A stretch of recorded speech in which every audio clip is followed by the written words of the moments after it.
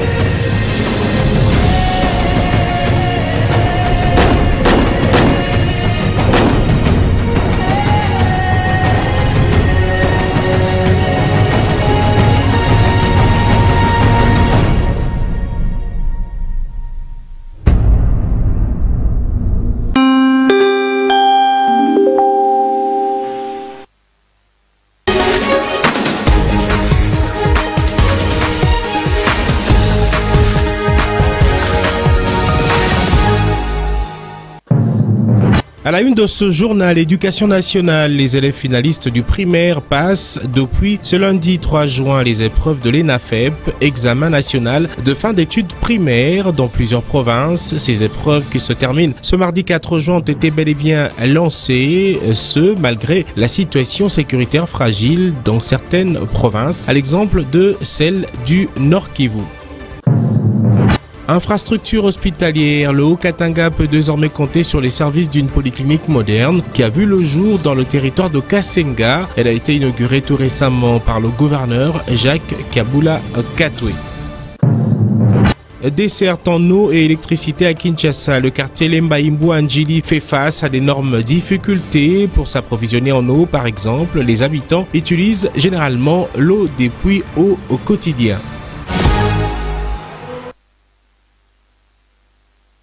Télévision, bienvenue à toutes et tous à la une. Bien sûr, le début ce lundi 3 juin 2024 des épreuves de l'examen national de fin d'études primaires en République démocratique du Congo, ENAFEP, édition 2024 à Kinshasa. Pour ce premier jour, dans plusieurs centres, les élèves ont répondu présents et ceux rencontrés par nos reporters ont fait savoir qu'ils ont eu à bien travailler, surtout que pour cette première journée, les matières étaient consacrées à la culture générale et le français. C'est un reportage de Ruth Moussana, commentaire Josué Ngoy. C'est parti pour 2 jours d'épreuves de l'examen national de fin d'études primaires ENAFEP sur toute l'étendue de la République démocratique du Congo. De ce lundi 3 juin au mardi 4, les élèves finalistes du primaire prennent part à ces épreuves. Pour ce premier jour, les élèves se disent confiants car les épreuves étaient abordables. Aujourd'hui, on a fait l'examen de français et culture générale. C'était bien passé. C'était très bien passé. En fait, j'ai bien répondu aussi sur des questions. Je promets parce qu'à propos des très bons résultats que je vais faire, en fait, j'ai bien répondu sur ces questions. Je promets aux parents que j'ai bien travaillé, je vais faire mon devoir, j'ai bien répondre aux questions, je vais réussir. Notant qu'au total, 2 217 456 élèves prennent part à ces épreuves qui sanctionnent ainsi leurs études primaires et donnent accès aux études secondaires. Allez, on va faire la ronde des provinces. D'abord, direction la province du Congo central, où c'est depuis le complexe scolaire La Colline qu'a été lancée. Justement, la cérémonie a eu lieu, la cérémonie donnant le go de l'examen national de fin d'études primaires dans cette partie du territoire national. Cérémonie présidée par le directeur de cabinet du ministre provincial en charge de l'éducation. Un fait important, grâce à la gratuité de l'enseignement de base, il a été constaté une augmentation du nombre d'élèves qui participent à ces épreuves. Explication Jean-Claude Kidoumou. Toutes ces statistiques données par l'inspecteur principal provincial Claude Kankou de la province éducationnelle Congo central 1 démontrent à suffisance que la gratuité de l'enseignement de base fonctionne normalement et donne ses fruits. Le pourcentage des effectifs des filles avoisine ceux des garçons avec un léger avantage si on fait la comparaison des effectifs des filles et garçons avant la mise en place de la gratuité de l'enseignement prônée par le chef de l'État Félix Antoine Tshisekedi. 52 371 candidats, dont 26 130 filles, soit 49%, et 26 240 garçons, soit 51%.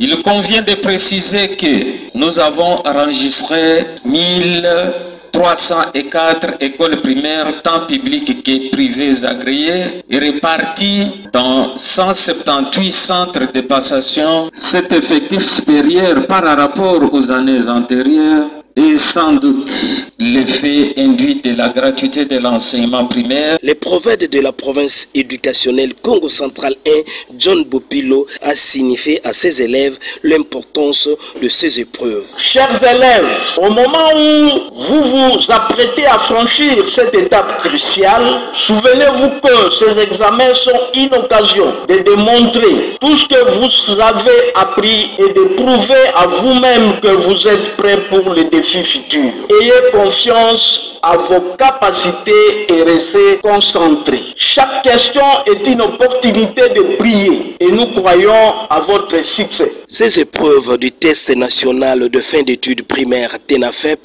a été lancée officiellement par le directeur du cabinet du ministre provincial de l'éducation à Matadi au complexe scolaire La Colline. On prépare à cette cérémonie la délégation de l'EPST national et les responsables de l'éducation provinciale. D'une province à une autre, dans la Chopo, on parle de plus de 39 000 élèves qui participent à ces épreuves de l'examen national de fin d'études primaires. Sur place, le go a été donné par le gouverneur de cette province en personne, Paulin Lendo Ngolia. Explication, Séraphin Toumilali. C'est à l'esplanade de l'Institut de l'Atneu de Kisangani que le gouverneur intérimaire de la province de la Chopo, Paulin Lendo Ngolia, a donné les coups d'envoi de l'examen national de fin d'études primaires UNAFEP. Occasion pour lui de donner l'objectif de cette épreuve nationale. Chers élèves, rien ne sert à vous rappeler que l'objectif de cette épreuve est d'évaluer le niveau de vos connaissances sur les matières que vous avez apprises tout au long de votre parcours scolaire. C'est pourquoi je vous demande de considérer cet examen comme tous les autres examens que vous avez affrontés, auxquels vous avez réussi avec succès. Le NAFEP étant une évaluation du niveau des connaissances des élèves finalistes du primaire durant leur parcours scolaire, le directeur provincial de l'EPST Chopon 1, Alain Mwimbi, tout en insistant sur la gratuité de cette épreuve, a encouragé le finaliste en ces termes. L'examen que vous avez présenté aujourd'hui, ce n'est pas de la magie. Est-ce qu'on se comprend? Oui. Soyez calme, soyez à l'aise, soyez apaisés. Comme personne ne vous demande 100 francs. L'épreuve de l'UNAFEP est gratuite. Et si quelqu'un vous demande 100 francs, vous dites que ce sont des valeurs. Pour cette année 2024, 39 294 finalistes du primaire de l'EPST Chopon 1 prennent part à cette épreuve, dont 19 331 filles. Ces finalistes sont répartis dans les 146 centres de passation d'examen, a dit l'inspecteur principal provincial Chopon 1, Léon Omandeka. Cette épreuve a une durée de 2 jours et tout se déroule jusque-là normalement. Séraphin Toumilali, qui est notre permanent dans la province de la Chopo, va nous garder encore sur place avec ce focus dans la commune de Lubunga où les élèves finalistes ont également passé ces épreuves de l'examen national de fin d'études primaires. Ceci malgré le conflit, vous le savez, conflit communautaire entre Mbolé et Lingola avec comme conséquence le déplacement de plus de 20 000 personnes, parmi lesquelles les élèves finalistes justement du primaire. primaire. Cet examen s'est fait tout de même sous de dispositions sécuritaires assurées, mais assez spéciales. Suivez. L'examen national de fin d'études primaires se déroule normalement dans la commune urbano-rurale de Lubunga, commune confrontée par le conflit communautaire Mbolé-Lengola, occasionnant non seulement le perte en vies humaines, mais aussi un nombre important de déplacés, parmi lesquels les élèves finalistes du primaire de cette entité. Avec une accalmie observée ces derniers jours grâce à l'intervention de la police, quelques centres de passation d'examen ont été ouverts, a déclaré Léon Omandeka, inspecteur principal provincial de l'EPST Chopo 1. 10 centres qu'on a regroupés jusqu'au niveau central à côté de la commune. Les autres qui étaient plus éloignés, on les a ramenés pour que tout se passe de l'autre côté. Et on a pris toutes les dispositions possibles. On a compris qu'il y en a par peur les parents qui sont traversés avec leurs enfants de l'autre côté, et on a donné les instructions fermes à tous les chefs de centre de ce côté. Quand un élève de l'autre côté se présente dans n'importe quel centre, et alors beaucoup plus les centres lui environnant, là où il a fui, que les chefs de centre le reçoivent. Pour apaiser la tension des candidats, l'inspecteur Lissako, le bourgmestre de Lubunga et le président de Saoutia Lubunga, Héritier Issoumela, ainsi que les services spécialisés font des visites dans le centre d'examen. Tous invitent les finalistes au calme. Direction cette fois la province du Nord Kivu, d'abord en ville de Béni où le lancement officiel de l'ENAFEP a bel et bien eu lieu. C'était depuis l'école primaire Kilewe en commune de Béou. Les écoliers finalistes ont répondu présents à ce grand rendez-vous en dépit d'une situation sécuritaire incertaine.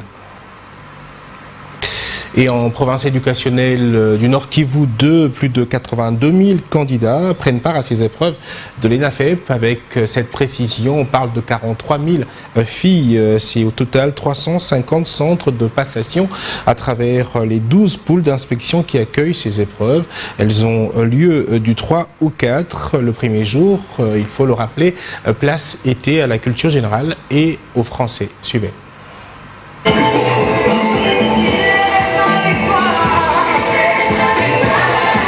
À Butembo, siège des institutions de l'EPST Nord Kivu 2, c'est au complexe scolaire La Bourgeoisie du Nord que la cérémonie du lancement officiel s'est déroulée en présence des différentes autorités et écoliers venus pour la circonstance. Dans les différents discours prononcés, des vibrants hommages ont été lancés au chef de l'État, garant de la gratuité de l'enseignement de base en RDC. Pour cette année, un constat positif, c'est l'augmentation des candidats par rapport aux éditions passées, souligne l'IPP à l'intérim.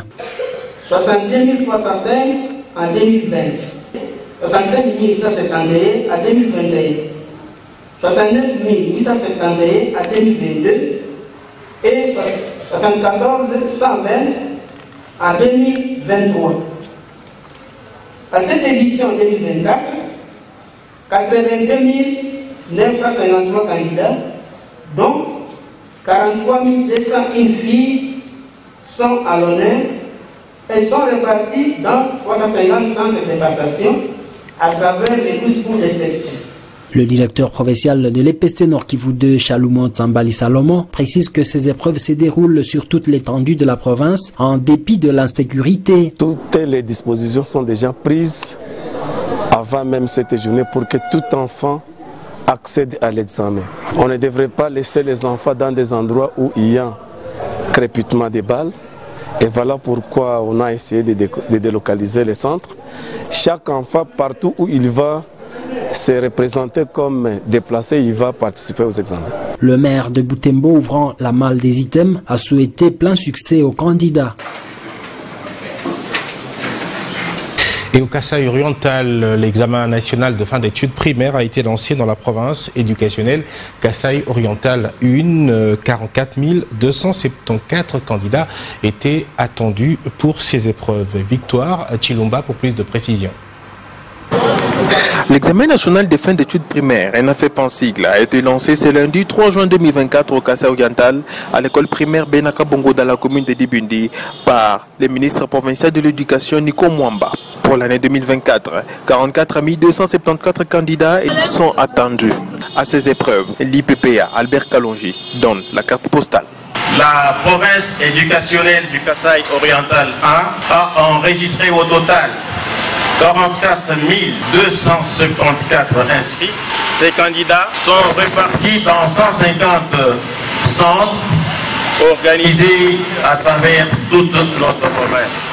Albert Kalonja a démontré que pour l'année 2024, il y a une augmentation de 2% dans les effectifs. Et cette augmentation est due à l'effectivité de la gratuité de l'enseignement des bases en République démocratique du Congo. Le ministre provincial de l'Éducation, Nico Mwamba, qui a lancé cette épreuve, qui ira du 3 au 4 juin 2024, a appelé tous les candidats ainsi que les inspecteurs à dénoncer tout cas d'antivaleur pour des sanctions éventuelles.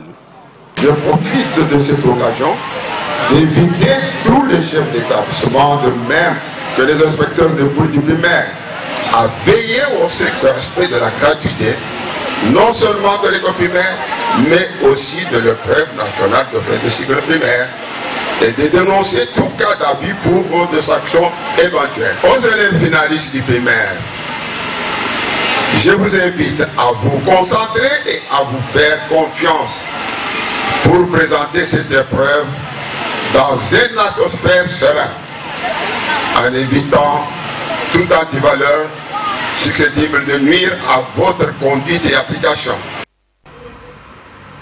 Nous vous l'annoncions, en ville de Béni, au Nord Kivu, le lancement officiel de cette évaluation nationale a été fait depuis l'école primaire Kilewe. Nous sommes là dans la commune de Béou. Les écoliers finalistes ont répondu présents pour participer à ces épreuves, ce en dépit d'une situation sécuritaire incertaine.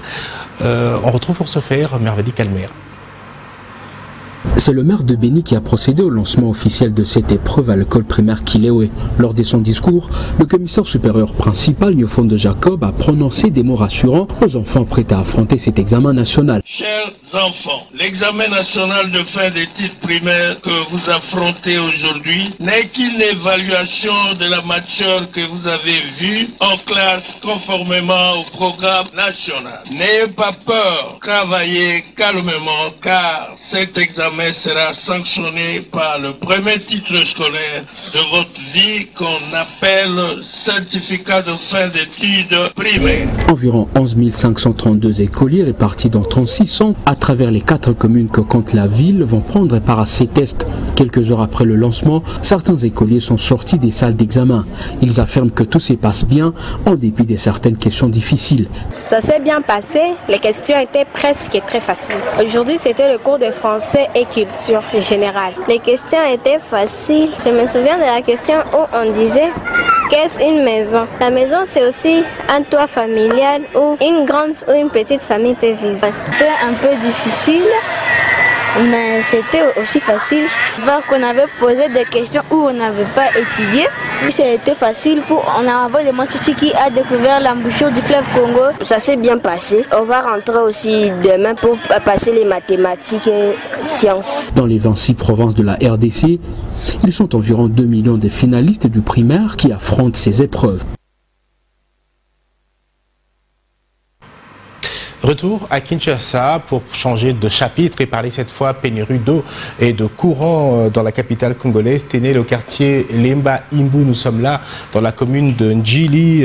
Là-bas, les habitants éprouvent beaucoup de difficultés pour s'approvisionner en eau potable et il y a des difficultés énormes en ce qui concerne la desserte en électricité. Pour ce qui est de l'eau, Téné, la population utilise généralement l'eau des puits dans leur quotidien. Le constat est de Amina Mouacha et Jonathan Ebondo.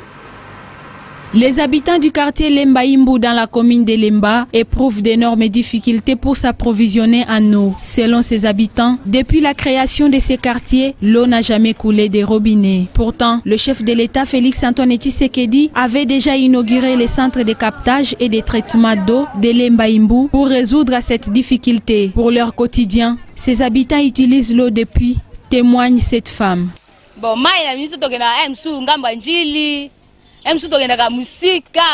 Nous éprouvons d'énormes difficultés pour s'approvisionner en eau potable ici. Souvent, nous nous rendons jusqu'à Ndjili pour avoir de l'eau.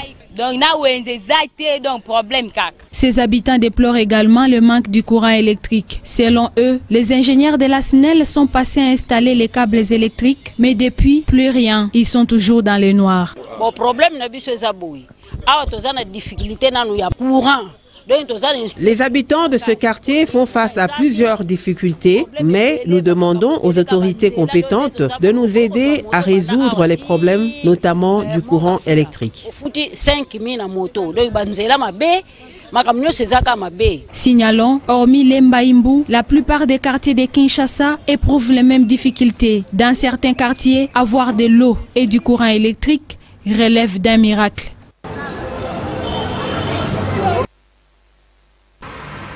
Entre-temps, ici, dans la capitale congolaise, toujours au Sénat, le meilleur élu des sénateurs pour l'élection intervenue tout récemment pour le Sénat dans la province du Nord Kivu et dans la capitale congolaise.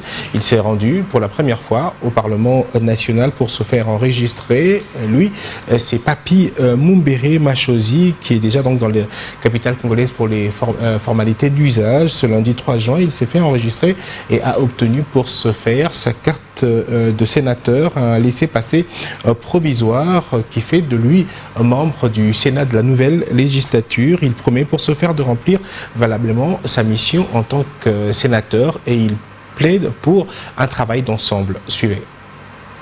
Fraîchement élu sénateur pour la province du Nord Kivu, le désormais honorable Papi Mumbere Machozi découvre pour la première fois en tant qu'élu des élus le Parlement national.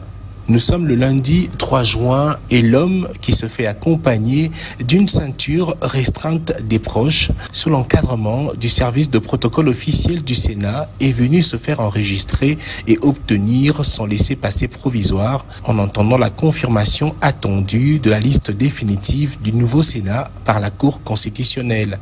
Au centre de ressources numériques, il se conforme aux procédures jusqu'à obtenir sa carte.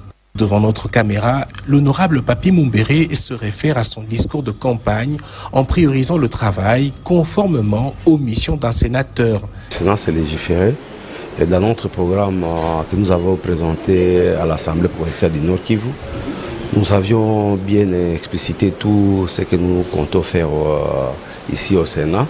Entre autres, parler auprès des décideurs, après aussi de légiférer des lois qui vont sécuriser cette population meurtrie. Loin de vouloir faire le cavalier solitaire, pour lui, étant élu à 4, l'unité doit primer pour l'atteinte des objectifs. Et Dieu merci, l'un de nous 4 a été promis au rang de vice-premier ministre à la personne de l'honorable Jacques Chaban. C'est une bonne nouvelle pour notre province du Nord Kivu. Donc, ensemble, nous 4, nous allons former une équipe pour défendre cette population. Meilleur élu des 4 sénateurs du Nord Kivu, c'est le dimanche 26 mai qu'a été organisé le scrutin par la Commission électorale nationale indépendante CENI. Papi Mumbere Machozi, candidat indépendant, avait obtenu en lui seul 9 voix. On va prendre à nouveau la direction de l'intérieur du pays, précisément dans la province du Haut-Katanga, pour parler de l'inauguration intervenue samedi dernier d'une polyclinique moderne dans le territoire de Kasenga. L'infrastructure a été inaugurée, je l'ai dit, samedi dernier par le gouverneur Jacques Kabula Katwe. La polyclinique s'étend sur 600 mètres carrés et contient 4 bâtiments reliés par des couloirs ouverts. L'initiative est de Samuel Yumba Kilolo, député provincial élu de Kasenga. Suivez. C'est en plein cœur de la commune rurale de Kasenga qu'a été érigée cette polyclinique Ubumi Kiss comme Kilolo Yumba Samuel, son propriétaire, le rapporteur adjoint de l'Assemblée provinciale du Haut-Katanga. Cette formation hospitalière a été inaugurée ce samedi 1er juin 2024 par le gouverneur de province Jacques Kabula Katwe, avec à ses côtés le président de l'Assemblée provinciale Michel Kaboumamba, les députés provinciaux qui se sont réunis en plein air ici même à Kasenga la veille. Il y avait également la population, plusieurs membres de la RDF et d'autres de l'Union sacrée. C'est une infrastructure hospitalière VIP construite sur 670 mètres carrés. Il y a 4 bâtiments reliés par des couloirs ouverts. C'est un offre de soulagement pour cette population, a dit l'administrateur du territoire de Kasenga. Pour sa part, le ministre provincial de la Santé ad intérim, Ars Joseph Kayumba, a promis le soutien du gouvernement provincial. Le chef de l'exécutif provincial a, dans les domaines de la santé, inscrit comme priorité la construction de nouveaux centres de santé, mais surtout dans les milieux ruraux, pour donner accès à toutes les couches de sa population. Le rapporteur adjoint et promoteur de la polyclinique Ubumikis a décrit cet hôpital comme un don à la population. Il révèle avoir été inspiré par le gouverneur des provinces, Jacques Kabula Katwe, qui l'appelle, je cite, « mon école et mon professeur ». Invité par l'Assemblée provinciale qui s'est retrouvée pour la première fois en plénière en dehors de Lubumbashi, Jacques Kabula Katwe a répondu aux préoccupations de la population recueillies par les députés qui venaient de passer 3 jours dans le territoire de Kasenga pour mieux appréhender les priorités, les routes, les écoles et les marchés dans un premier temps. Et avant de venir ici, j'ai informé le président de la République, Félix Antoine Tshisekedi Tshilombo, que je partais pour Kasenga et il m'a demandé de vous saluer. S'agissant des travaux de construction de la route Mwenda-Tchalwe-Kasomeno, devant les habitants comme témoins, l'entrepreneur a annoncé le début effectif dans 2 semaines et le gouvernement provincial fera le suivi de ces projets de routes dont les travaux avaient été lancés par le président Tshisekedi et Ichilema en octobre 2023. Écho des partis politiques, les mobilisateurs du parti RDF à Lubumbashi ont été outillés en ce qui concerne la mobilisation pour une adhésion massive des militants au sein de ce parti politique cher au gouverneur de la province du Haut-Katanga, Jacques Kabula Katwe. C'était au cours d'une matinée politique organisée à l'initiative du président du département de la mobilisation de ce parti. Regardez. C'est encore possible, c'est encore possible, c'est encore possible. Derrière Jacques Kabula Katwe, nous avons assuré le 2e mandat de Fachi Béton.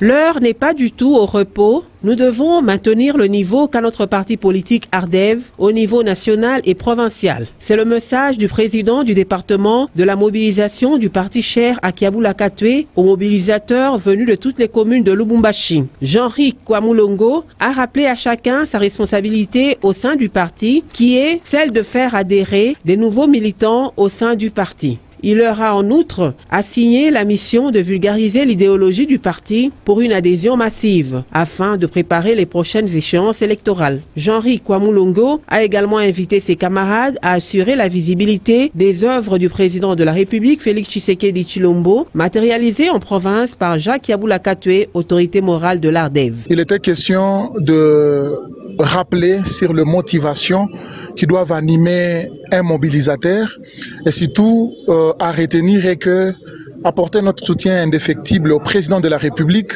car c'est grâce à sa bénédiction que notre président national et autorité morale a eu à décrocher le 2e mandat. Et grâce également au soutien du peuple de la province du Haut-Katanga, tous les Haut-Katangais étaient derrière l'exécutif provincial, Jacques Kabula Katwe. Vous avez vu à travers différentes marches, différentes manifestations, l'apport, le soutien de la population. Nous sommes en prélude, bien sûr, de la nomination des différentes sous-structures au niveau de notre département. Après cette sensibilisation des différents mobilisateurs du parti, il sera question de la mise en place des sous-structures du parti ARDEV. Et puis ce communiqué qui nous vient toujours du parti RDF concernant la mise en place du gouvernement souminois dans la province du Haut-Katanga. Le parti RDF n'est pas en reste. Le parti se réjouit de l'aboutissement du processus de cette mise en place et félicite pour ce faire les erreurs promues. Le contenu avec Lisette Kenga. Message de félicitations de la province du Haut-Katanga aux membres du gouvernement central nouvellement nommés. Leurs excellences, mesdames et messieurs, les vice-premiers ministres, les ministres d'État, les ministres délégués, les vice-ministres. Excellences, la province du Haut-Katanga a accueilli avec un grand intérêt la publication ce mercredi 29 mai 2024 du gouvernement de Madame le Premier ministre Judith Suminwa, que Monsieur le Président de la République et chef de l'État, son Excellence Félix Antoine Tshisekedi Tshilombo, a bien voulu nommé en portant son choix judicieux sur chacun et chacune de vous. Ce choix est sans aucun doute l'expression d'une grande confiance placé en vous par l'autorité suprême et garant de la nation. Aussi, nous tenons à lui rendre un hommage appuyé et déférent pour sa décision de nomination d'une forte équipe que vous composez, équipe sur laquelle le peuple congolais fonde d'énormes espoirs en vue de la consolidation du précieux acquis du mandat passé fermement porté par la vision présidentielle. Au nom du gouvernement provincial et au mien propre, j'ai donc l'honneur de vous adresser mes vives et sincères félicitations et de souhaiter à tout le gouvernement ainsi qu'à chacune et à chacun de vous mes meilleurs vœux de succès. Que le Dieu de toute grâce vous accompagne et vous guide dans l'exercice de vos lourdes charges. Jacques Kiabula Katwe.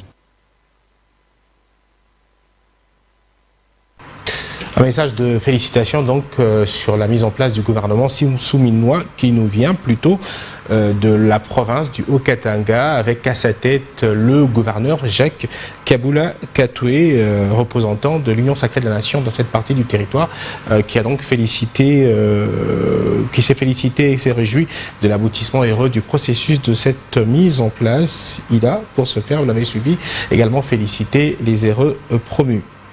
On va prendre la direction de l'Afrique du Sud pour parler du dernier résultat de l'élection législative sur place dans ce pays avec cet appel qui nous vient du président en place Cyril Ramaphosa qui appelle les partis politiques à trouver un terrain d'entente pour former une coalition à l'Assemblée nationale, ceci pour conserver le pouvoir, motif né pour la première fois depuis 1994. L'ANC, le parti au pouvoir, a perdu sa majorité sur place en Afrique du Sud. Et détails avec Amila Mouacha. C'est la fin d'une domination politique de l'ANC en Afrique du Sud. Pour la première fois depuis la fin de l'apartheid en 1994, l'ANC n'a pas atteint la majorité. Le président Cyril Ramaphosa appelle les partis politiques à trouver un terrain d'attente pour former une coalition à l'Assemblée nationale pour conserver le pouvoir. Cyril Ramaphosa appelle les dirigeants des partis politiques à surmonter leurs différences, qu'ils agissent et travaillent ensemble pour le bien des Sud-Africains. Pour le président Cyril Ramaphosa, le peuple s'est exprimé et que cela plaise ou non, cette élection a clairement montré que les Sud-Africains attendent de leurs dirigeants qu'ils travaillent ensemble pour répondre à leurs besoins, a déclaré le président sud-africain. Signalons que l'ANC doit désormais forger des alliances et trouver des alliés parmi les trois têtes de l'opposition. Le parti pourrait composer une coalition sur sa droite avec l'Alliance démocratique ou sur sa gauche radicale des Zuma ou les combattants pour la liberté économique de Julius Malema, deux ex-figures de l'ANC. Le nouveau Parlement sud-africain devra siéger pour la première fois et élire un président de la République dans les 14 jours suivant la proclamation des résultats de l'élection. Et c'en est fini pour cette session d'information. Merci à vous de nous avoir suivis. Portez-vous bien et bonne suite de nos programmes.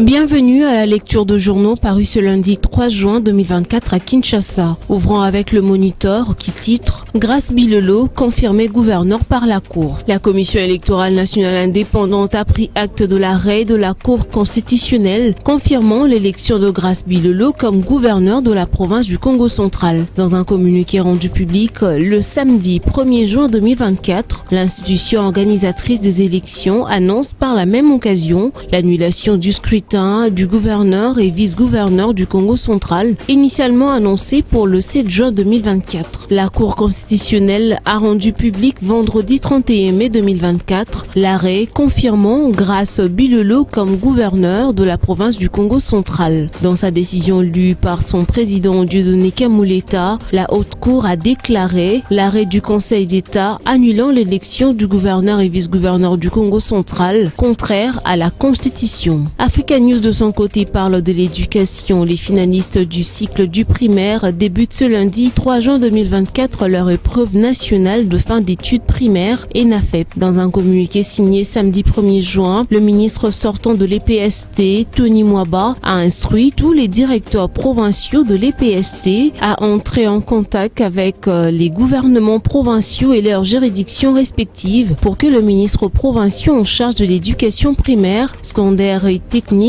procède au lancement officiel de cette épreuve qui doit se tenir déjà ce lundi sur l'étendue du territoire national. Tony Mwaba a demandé à tout le gouvernement provincial de prendre des dispositions pour que toutes les étapes de cette épreuve se déroulent en toute sécurité et dans le respect de prescrits de la loi. L'ENAFEP est une épreuve qui ouvre la voie à la 7e année aux finalistes du primaire. Et dans un éditorial, le quotidien titre Gouvernement souminois, frustration et fissure. Le gouvernement Judith Souminois ne fait pas l'unanimité au sein de l'Union sacrée de la nation, famille politique du chef de l'État Félix-Antoine Tshisekedi. Composé de 54 membres, ce gouvernement est très critiqué par des députés membres de l'Union sacrée de la nation, ces derniers qui auraient même juré de ne pas investir cette nouvelle équipe à l'Assemblée nationale. Et pour les pires, Augustin Kabouya, coordonnateur de cette méga plateforme politique, a réuni tous les leaders des regroupements politiques de l'Union sacrée de la nation le vendredi 31 mai 2024. Il s'est agi d'une réunion dite de concertation en vue de gérer les frustrations. Augustin Kabouya a conscientisé tous les chefs d'équipe de l'Union sacrée de la nation à ne pas suivre les réseaux sociaux. Le nœud du problème, à en croire un élu de l'Union sacrée de la nation ayant pris part à cette rencontre, le gouvernement souminois n'a pas respecté le poids numérique des regroupements politiques qui composent cette famille politique du chef de l'État. Il a été dit, selon cet élu, que la clé de répartition était de 10 députés pour un ministère et de 5 à 9 députés pour un vice-ministère. Hélas, cela n'a pas été totalement respecté, à l'exemple du parti de Gentini Ngobila qui revendique ses 15 élus sans obtenir un poste ministériel. Certains mettent cela sur la tête de la première ministre souminois qui avait sur sa table la liste déposée par les regroupements politiques remplissant les critères. Maniema oublié. Le même journal poursuit, le gouvernement souminois menacé par une pétition de non-investiture. Dans le couloir du Palais du Peuple, plus précisément à l'Assemblée nationale, s'est mijoté une pétition pour bloquer l'investiture du gouvernement souminois. L'initiative serait l'œuvre des partis et regroupements politiques qui se sont retrouvés dans le partage. L'initiative serait l'œuvre des partis et regroupements politiques qui ne se sont pas retrouvés dans le partage du gâteau. Les partisans de la pétition veulent aller jusqu'au bout de leur logique si jamais le président de la République, autorité de référence de l'Union sacrée de la nation et garant du bon fonctionnement des institutions de la République, n'est corrigé pas ce qu'il qualifie d'injustice. Comment comprendre qu'un seul parti politique, à savoir l'UDPS, puisse se taper la part du lion dans ce gouvernement et s'accaparer de ministères très stratégiques, à savoir l'intérieur, la défense, les finances, les affaires étrangères, la fonction publique, les affaires foncières et j'en passe, alors qu'il n'a pas gagné seul les élections. Et de l'autre côté, les députés nationaux Willy Michiki qui déclare avoir déjà recueilli 183 signatures. Selon lui, personne ne va céder au chantage du groupe de ceux qui veulent boycotter l'investiture du nouveau gouvernement et l'opération de collecte de signatures pour soutenir l'investiture du gouvernement se poursuit, a-t-il précisé. Du côté du journal Le Phare, retour d'Inzoum à la tête de l'ANER, signal fort après le coup d'état manqué. Justin Inzoum Kakiak, celui-là même qui fut l'administrateur général de l'ANER de mars 2019 à décembre 2021 est revenu à la tête des services le vendredi 31 31 mai 2024 au terme d'une brève pige comme ambassadeur au Congo-Brazzaville de 2023 à 2024. L'ordonnance présidentielle consacrant son comeback est intervenue 3 semaines après l'affaire du coup d'État manqué du 19 mai avec comme cerveau moteur le sinistre Christian Malanga, un apprenti putschiste jusque-là résident aux États-Unis d'Amérique, dont l'aventure s'est brutalement arrêtée par sa mort sur le champ de bataille au Palais de la Nation. Justin Inzum Kakiak, qui a comme adjoint Augustin Moulamba, est un fils maison dont la carrière avait débuté dans les années 80. C'est un limier formé à la base après ses études universitaires et qui a gravi patiemment les marches jusqu'à se hisser au grade d'administrateur général adjoint dans l'ombre du célèbre patron Caleb Moutonde de 2011 à 2019. C'est donc tout logiquement qu'il avait succédé en mars 2019 après son départ en exil pour des raisons connues de tous. Il a naturellement la charge de relancer la machine après ce qu'il convient de considérer comme un passage à vide sous la direction du colonel Lusadoussou. Et finissons avec le journal ACP, gouvernement souminois, la population satisfait à 64%. La République démocratique du Congo a un nouveau gouvernement depuis le mercredi 29 mai dernier, occasion pour l'Institut de sondage Les Points d'interroger les Congolais et de prélever leur opinion au sujet de la composition de ce gouvernement qui est le tout premier depuis l'ascension du pays à l'indépendance en 1960 à être dirigé par une femme, en l'occurrence Judith Suminwa Tuluka. De cette consultation populaire, il s'est globalement dégagé que 64% de Congolais sont satisfaits de la composition du gouvernement souminois, alors que 21 d'entre eux ont, sans langue de bois, remis en cause cette formation. Et 15% parmi les Congolais ont, eux, adopté une posture plus réservée en refusant tout commentaire. En effet, pour évaluer le degré de satisfaction ou insatisfaction, 6 critères ont été mis en exergue, à savoir la représentation de l'opposition, la représentation des technocrates, la représentation de la jeunesse, la représentation du genre, la représentation de la géopolitique et la représentation des formations politiques. C'était là l'essentiel à retenir pour la revue de presse parue ce lundi 3 juin 2024 à Kinshasa. Merci à vous de l'avoir suivi.